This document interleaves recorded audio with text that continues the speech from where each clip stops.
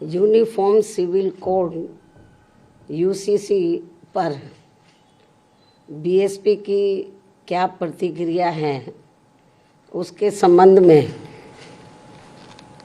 BSP का ये कहना है कि यहाँ विशाल आबादी वाले अपने भारत देश में हिंदू, मुस्लिम, सिख, ईसाई, पारसी व बौद्ध आदि इन विभिन्न धर्मों को मानने वाले लोग रहते हैं,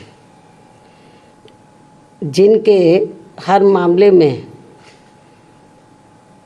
रहन सहन व जीवन शैली आदि के अपने अलग अलग से तौर तरीके, नियम एवं रस्म रिवाजें हैं, जिसे नज़रअंदाज नहीं किया जा सकता है। लेकिन वहीं दूसरी तरफ ये बात भी काफ़ी हद तक सोचने वाली है कि यदि यहाँ सभी धर्मों के मानने वाले लोगों पर हर मामले में एक समान कानून लागू होता है तो उससे देश कमज़ोर नहीं बल्कि मजबूती होगा। साथ ही लोगों में आपसी सांप्रदायिक सद्भाव व भाईचारा आदि भी पैदा होगा। ये बात भी कई हद तक सही है, जिसे खास ध्यान में रखकर ही भारतीय संविधान की धारा 44 में समान सिविल संहिता यानी कि यूनिफॉर्म सिविल कोड यूसीसी को बनाने पर प्रयास वर्णित है, उसका जिक्र किया गया है। लेकिन इसे जबरन थोपने का प्रावधान बाबा साहब डॉक्टर भीमराव अंबेडकर के संविधान में निहित नहीं है और इसके लिए जागरूकता व आम सहमति को श्रेष्ठ माना गया है, जिस पर अमल न करके अब इसकी आड़ में संकीर्ण स्वार्थ की राजनीति करना देश हित में सही नहीं है, जो इस समय की जा रही है। क्योंकि संविधान की धारा 44 में तो समान सिविल संहिता बनाने का प्रयास तो वर्णित है, लेकिन इसे थोपने का नहीं। इसलिए इन सब बातों को खास ध्यान में रखकर ही तब फिर बीजेपी को देश में यूसीसी को लागू करने के लिए कोई कदम उठाना चाहिए था।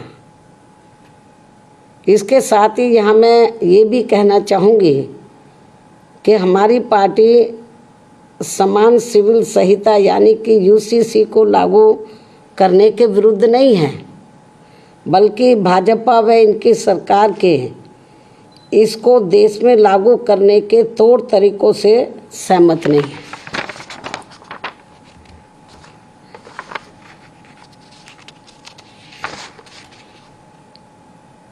जिसमें सर्वधर्म हिताय व सर्वधर्म सुखाय की नहीं, बल्कि इसकी आड़ में इनकी संकीर्ण स्वार्थ की राजनीति ज़्यादा देखने को मिल रही है, जो उचित नहीं है। जबकि इससे ऊपर उठकर तब सरकार को इसे लागू करना चाहिए तथा ना ही इसमें कोई धार्मिक पक्षपात होना चाहिए। और यदि भाजपा सरकार ऐसा कुछ करती है तो तब फिर हमारी पार्टी इस मामले में अपना कोई सकारात्मक रुख अपनाएगी, वरना हमारी पार्टी इसका विरोध करेगी। जबकि देश व जनहित में सही तो ये होगा कि इस समय सरकार को अति महंगाई, गरीबी, बेरोजगारी तथा शिक्षा, स्वास्थ्य, सुख, शांति, समृद्धि जैसी बुनियादी ज़रूरतों के अभाव से त्रस्त व पीड़ित करोड़ों मेहनतकश व मजलूम देशवासियों के दुख दर्द पर से ध्यान बांटने में समय, संसाधन व ऊर्जा बर्बाद करने की बजाय उनसे मुक्ति पाने पर ध्यान देना चाहिए। जिन समस्याओं से ये लोग, देश की आम जनता त्रस्त है, पीड़ित है, दुखी है, लेकिन इस ओर ध्यान नहीं जा रहा है। इससे ऐसा लगता है कि बीजेपी में इनकी सरकार तो अपनी इन सब कमियों पर से देश की जनता का ध्यान बांटने के लिए तो ये आम चर्चा है कि अब ये लोग समान कानून बनाने की बात कर रहे हैं कि वो सब पर लागू हो। ये लोग जो है ये बात कर रहे हैं कि यूनिफॉर्म सिविल कोड लाया जाए और सभी धर्मों पर एक जैसा वो लागू हो।